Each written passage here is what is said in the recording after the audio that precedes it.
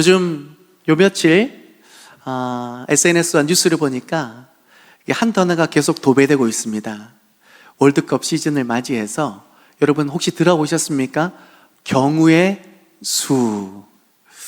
우리가 지난 남아공과의 경기에서 비기기만 했어도 자력으로 32강에 진출할 수 있었지만 하필 졌잖아요. 그 다음부터 뉴스에 뭐가 계속 도배되냐면 경우의 수. 어느 나라가 이겼을 때, 어느 나라가 비겼을 때 뭐예요? 우리나라가 32강에 들어갈 수 있다, 없다. 이것을 계속 막 실시간으로 뉴스가 올라오고 그 뉴스에 따라서 댓글들이 막 올라오는데 제가 댓글 보면서 막 껄껄 웃었던 게 있어요. 뭐냐면 이런 댓글이 있습니다. 야, 내가 고등학교 때 이런 경우의 수, 이런 수학, 이런 열정으로 내가 공부했으면 서울대 갔겠다. 어떤 분은 댓글입니다. 제가 한 말이 아니고 댓글입니다. 이런 댓글이 있습니다. 명보야, 고맙다. 덕분에 조별 예선을 끝까지 손에 땀을 쥐며 챙겨보기는 처음이다. 그렇죠. 지금 딱 11시부터 시작이 되었습니다. 제가 예배 준비하느라 어제까지는 계속 확인을 했는데, 설교 때문에 확인을 했는데 지금 어떻게 되고 있는지 모르겠지만 저 고개 숙이고 있는 애들을 보니까 보고 있는 것 같아요. 얘들아 말씀 봐야지. 지금 오스트리아와 알제리가 이제 최후의 결전을, 이 승패에 따라서 오스트리아가 이기거나 알제리가 2점 이상 점수차로 크게 이기면 들어갈 수 있다라는 기사가 떴는데, 여러분 들어갈 수 있을까요? 없을까요?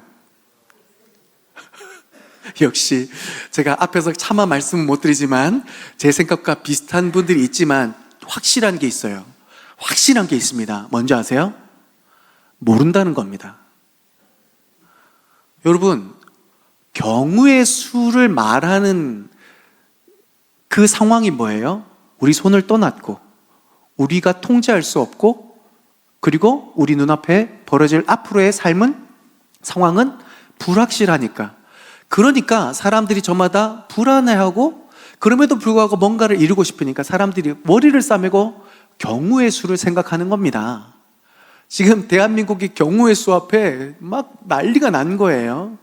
저도 사실 좀 축구에 그렇게 사랑하지 않지만 궁금하긴 합니다. 그런데 여러분, 이 경우의 수라는 것이 월드컵 축구에게서만 벌어지는 일일까요? 아니요.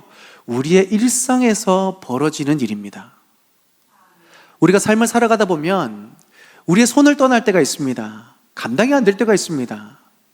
그러면서 우리는 어떻게 해서건 그 삶을 다시 붙잡고 안정적으로, 그리고 내가 원하는 대로 어떤 일을 이뤄가기 위해서 우리는 경우의 수라는 것을 생각하면서 오늘을 붙잡으며 살아갑니다. 예를 들어 이런 겁니다. 직장에서 직장 상사가 자꾸 괴롭힙니다. 자꾸 나를 업신여기고 자꾸 내 실적을 가로챕니다. 그럴 때 화가 나죠. 그런데 조금 고민되는 게 있습니다. 내가 들이받으면 어떻게 될까? 그러면서 경우의 수를 생각하지 않습니까? 내일 1번 들이받아 버린다. 어떻게 그럴 수가 있냐고. 양심이 있는 거냐고 없는 거냐고. 내가 뭘 그렇게 잘못했냐고. 2번 들이받지는 못하지만 은근히 반역한다. 은근히 괴롭힌다. 시키는 일 안 하고 나중에 하는 둥 마는 둥 하고. 3번 이것도 저것도 못하지만 뒤에서 계속 뒷담화한다. 4번 체념하고 그냥 산다. 그냥 다닌다. 5번 사표 낸다. 우리는 그런 경우수 앞에 살아갑니다. 우리 아이들 지금 여기 앉아 있는데 얼마나 귀합니까? 우리 아이들도 지금 경우의 수 앞에 있습니다. 다음 주부터 시험 기간이거든요. 우리 아이들 아침부터 고민했을 겁니다. 1번 교회 간다. 주님을 예배하는 것이 우리가 살 길이다. 할렐루야. 우리 애들 앉아 있는, 잘했어요. 아유 잘했어요. 근데 2번 교회가 웬 말이냐. 지금 당장 시험 준비 안 돼 있는데 학원 가야지. 여기 안 앉아 있는 애들은 학원 간 애들입니다. 3번 밤새 고민하다가 못 일어나서 못 온 애들이 있을 겁니다. 어쨌든 우리가 불확실한 미래, 내 손을 떠나는 것 같은 기가 막힌 오늘을 살아가면서 우리는 날마다 경우의 수라는 것을 생각하면서 어떻게 해서든 오늘을 붙잡기 위해서 애쓰며 살아갑니다. 여러분, 그럴 때 힘들죠? 어렵습니다. 기가 막힙니다. 그런데 오늘 본문을 보니까 이런 우리보다 더 심각한 상황에 몰려있는 한 사람이 있습니다. 다윗입니다.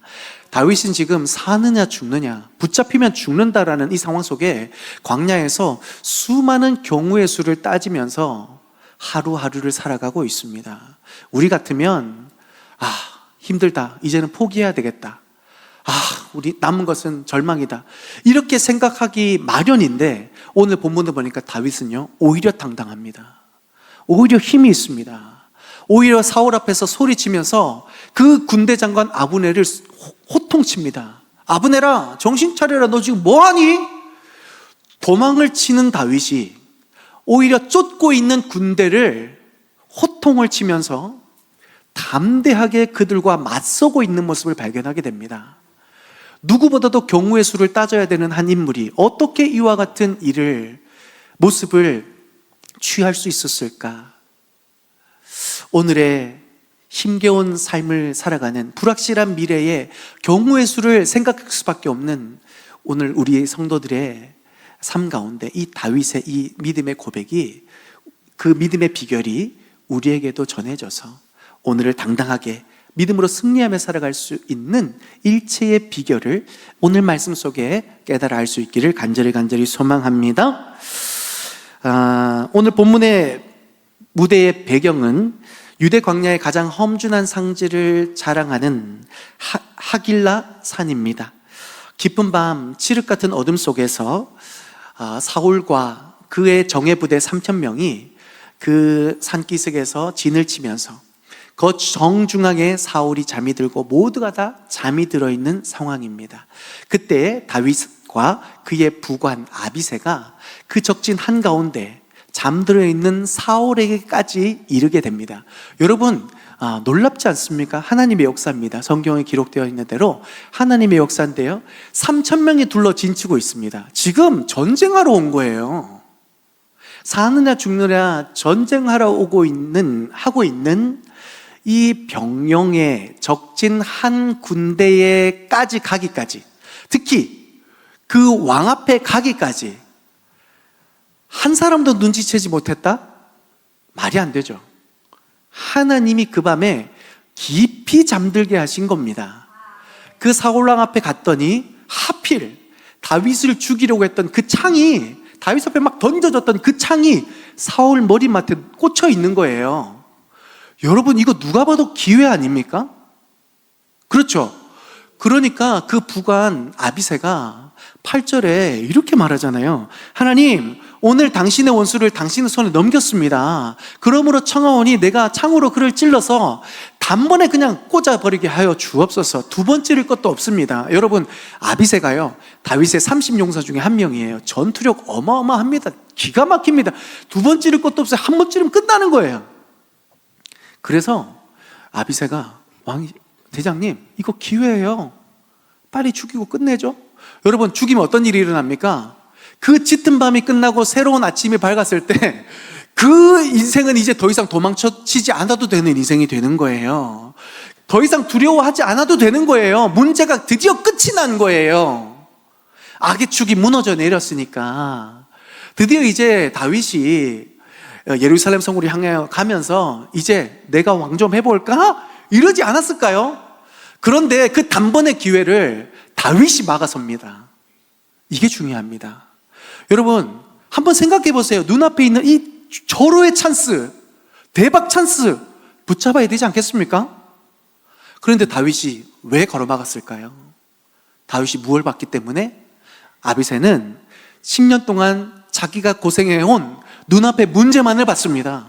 그런데 다윗은 그 문제 가운데 하나님의 뜻을 보았던 것이죠. 하나님의 주권을 보았던 것입니다. 무슨 말입니까? 하나님, 이 고난 속에, 이 절호의 찬스 앞에 하나님이 어떤 뜻으로 나의 삶을 인도하고 계실까? 지금도 하나님이 나의 삶을 인도하시고 지금도 하나님이 나를 보고 계신데 그렇다면 그 하나님의 인도하심 앞에 내가 어떤 선택을 하는 것이 하나님이 기뻐하시는 것일까? 그 질문 앞에 믿음의 선택을 하기를 원했던 것입니다. 그 절호의 찬스 앞에서도. 그렇기 때문에 다윗이 이스라엘의 가장 위대한 왕이 될 수 있었습니다. 여러분 한번 생각해 보세요. 만약에 그때 다윗이 사울을 죽였다.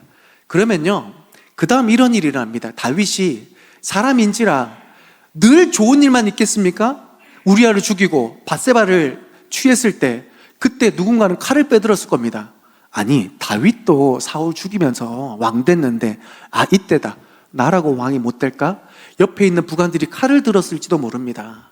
그 왕권 명분이 유지될 수 있습니까? 하나님 기름 부으신 자를 저렇게 칼로 찔러 죽이고 왕이 됐는데 하나님께서 기름 부으신 왕이라고 그 명분이 설 수 있겠습니까? 그렇게 될 수 없습니다. 가장 중요한 거, 다윗이 지금 하나님이 기름 부으신 자, 그러니까 하나님이 선택한 하나님의 권위가 있는 그 사람을 찔러 죽였어요. 그러면 다윗은요, 그를 세우신 하나님과의 관계가 끝난 겁니다. 이게 제일 치명적인 거예요. 목동 다윗을, 아무도 주목하지 않는 다윗을 하나님이 주목하셔서 기름 부으셨단 말이죠. 그래서 목동이 왕이 되는 거예요. 그런데 그 왕으로 세우실 하나님과의 관계가 끝나니까 다윗은 그 순간 왕이 될 수 없는 거예요. 따라서 다윗은요, 그 하나님의 주권을 인정하여 드리며 아비새의 손을 잡고 하나님이 기름 부으신 받은 자를 함부로 해야 하는 것은 옳지 않다. 그 절호의 찬스 앞에서도 막아섰던 것입니다. 여러분, 체스 아십니까? 체스. 우리나라로 익숙한 것은 장기죠, 장기. 우리나라는 동양은 장기, 서양은 체스. 하수들은요, 당장 눈앞에 있는 수만 볼 수밖에 없습니다. 그러니까 눈앞에 졸이 있고 눈앞에 뭐가 있으면 이거 먹어야지 하고 탁 그냥 먹어버리는 하수. 그런데 진짜 고수들의 특징은 뭐냐면 눈앞의 수가 아니라 눈앞의 수를 한 수를 놓으면서 10수, 20수를 생각하고 한 수를 놓는 거예요. 예를 들어 이런 겁니다, 여러분. 1972년 미국 체스 챔피언 보스 피셔와 소련의 체스 챔피언 보리스 스페스케가 이 대국을 벌입니다. 그런데 미국 챔피언 피셔가 어떤 일을 하냐면, 우리나라로 따르면 장기말이 그 졸 있잖아요, 졸. 그게 체스에서는 폰인데 폰을 이렇게 탁 주는 거예요. 두 마리나 이렇게 탁 주는 거예요. 그러니까 막 여기저기서 탄성이 나옵니다. 사회자가 이렇게 말해요. 피셔가 지금 상태가 너무 안 좋습니다. 컨디션 너무 안 좋습니다. 어떻게 저걸 저렇게 쉽게 내주나요? 이거 이번 판 쉽지 않겠습니다. 여기저기서 탄식이 막 나오는데 그 수를 두고 나서 정확히 19수 만에 어떤 일이 벌어지냐면, 정확히 그 수 두 폰을 내어줌으로 그 소련 챔피언이 오도 가도 못하는 외통수에 걸립니다. 무슨 말이냐면, 이 미국 챔피언 피셔가 19수를 내다보면서 한 수를 뒀던 겁니다. 걸려라, 여기 와라, 나는 19수 뒤에 너를 반드시 이길 거다. 그 생각으로 요 한 수를 둔 겁니다. 이걸 바로 신의 한 수라 그러죠. 사랑하는 여러분, 살아계신 하나님, 온 우주 만주를 창조하신 하나님, 그 독생하신 아들을 내어주시기까지 지금도 우리를 사랑하시는 하나님이 우리의 삶을 지금도 인도하시는 줄 믿습니다. 어떻게 해요? 당장 눈앞의 일이 아니라 10수, 100수, 200수를 내다보면서 우리 인생의 가장 고귀하고 아름답게 이루어져 갈 수 있는 그 계획을 내다보며 그 하나님의 한 수를 지금 우리에게 놓고 계시는 줄 믿습니다. 그렇기 때문에 우리가 다윗처럼 지금 눈앞에 절호한 찬스 속에서도, 이 세상을 살아가면서 절호의 유혹 앞에서도 우리는 당장 그 문제를 바라보는 것이 아니라 그 문제를 통해 우리의 삶에 그 뜻을 나타내길 원하시는 하나님의 한 수를 바라볼 수 있어야 됩니다. 기독교 역사에 참 멋진 일화 하나가 있습니다. 1942년 2차 세계대전 당시에 일본이 진주만 공습을 하잖아요. 엄청난 피해를 입고 그로 인해서 포로가 발생합니다. 그 포로 중에 한 명이 제이콥 디사이저라는 사람입니다. 그 사람이 포로로 잡혀서 3년 반 동안, 그 긴 3년 반 동안 굶주리고 고문당하고 얼마나 많은 치욕 속에 고난을 당했는지 모릅니다. 그런데 그 3년 반을 사실은 버티게 했던 그 힘은요, 다른 게 아니라 복수심이었습니다. 내가 살아나가면 이것들 반드시 죽인다. 반드시 복수한다. 이를 바득바득 갈면서 하루하루를 버티게 했던 힘이 다른 게 아니라 복수심이었던 거예요. 그런데 그런 디사이저에게 우연찮게 성경이 전해집니다. 포로가 무슨 할 일이 있어요. 시간이 있을 때마다 성경을 읽다가 이 말씀을 만납니다. 원수를 사랑하라, 너를 박해하는 자를 위해 기도하라. 여러분, 이 말씀 읽었을 때 이 디사이저의 반응이 어땠을까요? 했을 겁니다. 원수를 사랑하라고? 지금 내 상황이 어떤지 하나님 아실까? 하나님 아세요? 지금 제가 얼마나 고난당하는지 하나님 아세요? 사랑하라고요? 이건 사랑할 수가 없어요. 내가 오늘 살아가는 이유는 이걸 어떻게 죽일까예요. 그럼 내가 죽는 거예요. 하나님, 이게 말이 됩니까? 그런데 이 말씀이 뇌리에서 떠나질 않는 겁니다. 잠을 자도 그 말씀이 떠오르고, 꿈에서도 그 말씀이 나오고, 일어났는데도 잠깐 시간이 나는 것마다 원수를 위해 기도하라, 이 말씀이 나오는 거예요. 그러니까 이게 무슨 말이냐, 말이 되냐. 그런데 한 가지를 깨닫습니다. 그렇게 사셨던 예수님, 그렇게 사셨던 예수 그리스도의 그 복음으로 인하여 내가 오늘 이 포로의 절망 가운데서도 소망으로 영생을 바라보며 살아갈 수 있다는 것을, 그 복음의 놀라운 사랑과 신비를 깨닫게 되자 드디어 원수를 사랑하는 그 말이 나를 향한 하나님의 말씀이라는 것으로 드디어 받아들여지게 되는 것입니다. 자기 힘으로는 안 됩니다. 그런데 하나님의 복음이, 그 사랑이, 십자가의 그 은혜가 이 디사이저에게 전달되니까 그제서야 엉엉 울면서 회개하고 돌이켜서 마치 요나의 마음으로 무엇을 결단하냐면, 그 자기를 포로 삼았던 일본을 향하여 복음을 들고 선교사로 갑니다. 주변의 사람들이 다 정신 나간 짓이라고, 너는 벨도 없냐고, 그렇게 많은 사람들이 막아서고 조롱했습니다. 그런데요, 그 일본 땅에서 어떤 일이 벌어지냐면, 물론 이 선교사님의 삶의 간증이 얼마나 위력적이었겠습니까? 많은 사람들이 하나님을 믿고 구원으로 나오는 역사 속에 한 사람의 놀라운 변화를 기록하고 있습니다. 그 진주만 공습을 이끌었던 지휘관 미추오 후치다라는 대령이, 이 이름이 어렵네요, 디사이저 선교사님의 그 간증을 듣고 회심을 하게 돼요. 예수 믿고 구원받게 돼요. 얼마나 놀랍습니까? 포로 삼았던 적군의 적장을 예수의 이름으로 변화되게 되었는데, 더 놀라운 사실은 1977년에 너무나 멋진 한 장면이 펼쳐집니다. 바로 포로였던 디사이저 선교사님과 폭격을 지휘했던 마추오 후치다 대령이 손을 맞잡고 이 강단 예배 정중앙에서 예수 그리스도의 그 사랑, 그 하나님의 섭리를 노래하며 간증하고 있었던 것이죠. 만약에 디사이저가 눈앞에 복수에 사로잡혀서 하나님을 바라보지 못하고 그 주권을 바라보지 않고 복수에 그냥 칼날을 빼들었다면, 이런 하나님의 놀라운 섭리는 결코 일어나지 못했을 것입니다. 그러나 당장 눈앞의 현실을 바라보는 것이 아니라 그 현실을 붙잡고 계시는 하나님의 섭리, 그 뜻을 믿음으로 바라보니까 합력하여 선을 이루시는, 우리가 도저히 상상할 수 없는 하나님의 위대한 일이 그 믿음의 결단을 통해 일어나게 된 것을 우리는 역사를 통해 발견하게 되죠. 따라서 사랑하는 성도 여러분, 우리요, 당장 눈앞에 있는 현실 치열하죠, 어렵죠. 그러나 믿음으로 선포하며 바라보십시다. 하나님께서 그 상황 가운데 우리와 함께하고 계시는 줄 믿습니다. 하나님의 뜻을 지금도 백수, 이백수를 내다보면서 실수함 없이 이루어가고 계시는 줄 믿습니다.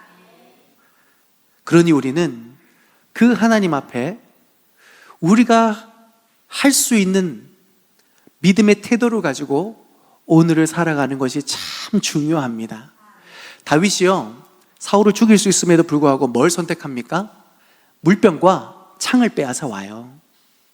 무슨 말입니까? 내가 하나님 앞에 범죄할 수는 없지만 거룩하고 순결하고 그럼에도 불구하고 하나님 앞에 내가 당당하게 창과 물병은 취하여 오리라. 내가 세상을 향하여 마땅히 부르짖고 포효할 것은 포효하리라. 아브넬 군대 장관을 향하여 너는 잘못되었다라고 소리칠 수 있는 거룩함의 능력이 내 안에 있어야 되겠다. 그리고 창과 물병을 빼앗아 온 겁니다. 창은 무엇을 뜻합니까? 왕권을 상징합니다. 사울이 왕이 될 수 있었던 그 권력, 그 힘, 그것이 나는 하나님께로부터 온다라는 것을 믿기 때문에 그 창을 들어 사울을 죽이지 않았다라고 떳떳하게 외치고 있는 것입니다. 물병은 무엇입니까? 사막 광야를 지날 수 있는데 가장 필요한 공급인 것이죠. 생명을 유지할 수 있는 공급입니다.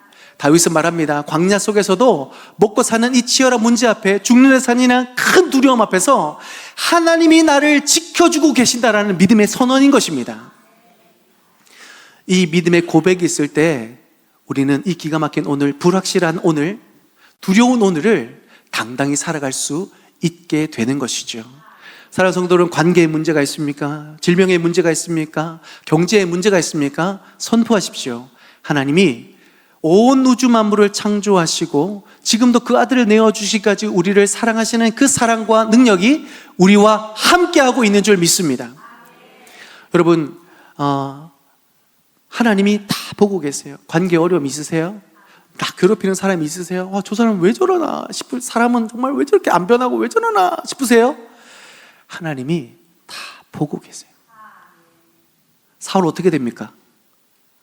결국엔 하나님이 사울을 왕으로 끌어내실 뿐만 아니라 전쟁에서 죽이세요. 하나님이 갚으신단 말입니다. 다윗이 칼을 들지 않아도 하나님이 갚으시는 때가 있어요. 여러분 경험해 보셨어요? 저는 경험해 봤습니다. 그거 경험해 본 사람이 참을 수 있고 믿음의 선택을 할 수 있는 겁니다. 기회가 있습니다. 여러분 참으세요. 그리고 기도하세요. 하나님을 바라보세요. 하나님의 때에 하나님 진짜 역사하세요. 그리고 그렇기 때문에 나에게 평강이 찾아오는 거예요. 여러분 그런 경험 해보셨습니까? 누가 나를 정말 속상하게 해요. 사람은 누구나 머리 구조가 복수를 생각합니다. 복수를 할 때 우리 머리에서 뭔가 호르몬들이 막 나온다고, 보상 호르몬이 나온다고 하더라고요. 그러니까 어쩔 수 없이 우리가 밤새 막 복수를 생각한다니까요. 근데 여러분 그런 경험 있으세요? 저도 해봤는데요. 밤새 나를 상처 입히고 막 안 해도 되는 말 하고 막 이상한 행동한 사람들 밤새 여러분 어떤 생각하세요?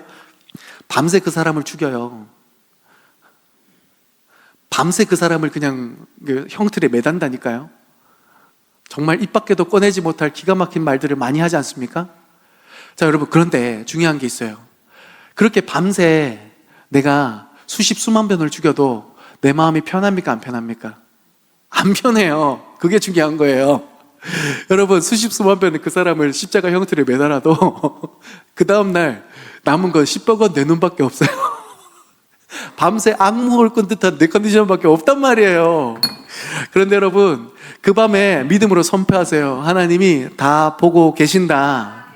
하나님이 반드시 갚아주신다. 하나님이 지금도 일하고 계신다. 믿음으로 선포하면요 믿는 구석이 생기니까 평안이 오는 거예요.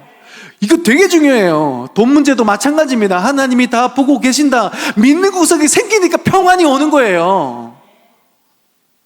그리고 하나님은 절대로 그 자리에 우리를 그대로 두시지 않습니다.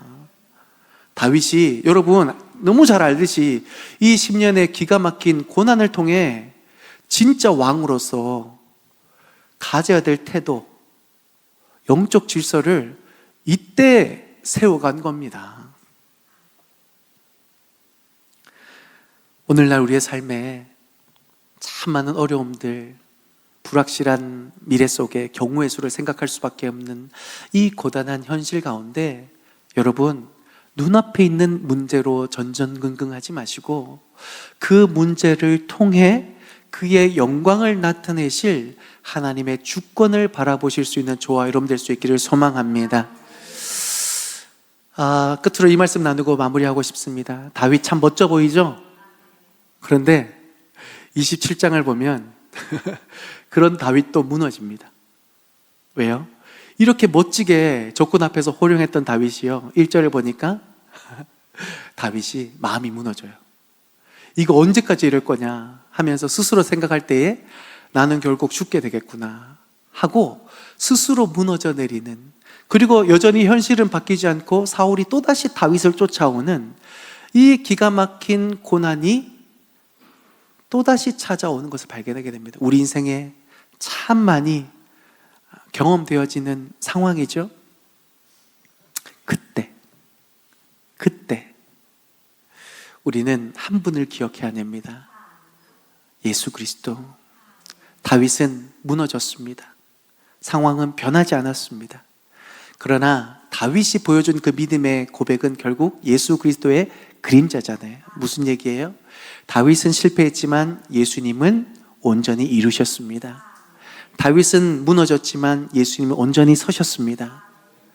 그래서 그 예수님이 또다시 쫓아오는 사울처럼 우리가 이 땅의 삶을 살아가면서 자꾸 죄로부터, 유혹으로부터 넘어지고 엎어지고 자꾸 우리를 뒤흔들려는 그 세상의 모든 유혹 앞에 예수님이 십자가로 그 모든 세상의 유혹과 그 죄의 권세를 파하신 줄 믿습니다. 이제는 더 이상 예수의 이름 앞에 죄는 힘을 잃게 되어 있습니다. 두려움도 떠나가게 되어 있습니다. 그 예수님을 온전히 붙들 때에, 그 예수님 안에 온전히 거할 때에 더 이상 사울은 추격하지 못하고 더 이상 우리를 무너뜨리는 죄의 이 세상의 두려움들이 우리에게 틈타지 못하게 될 줄 믿습니다. 오늘 설교의 결론은 그 예수님을 우리가 온전히 붙들며 그 예수님의 은혜의 보좌 앞으로 온전히 나아갈 때에, 그럴 때의 역사가 일어나게 되는 것이죠.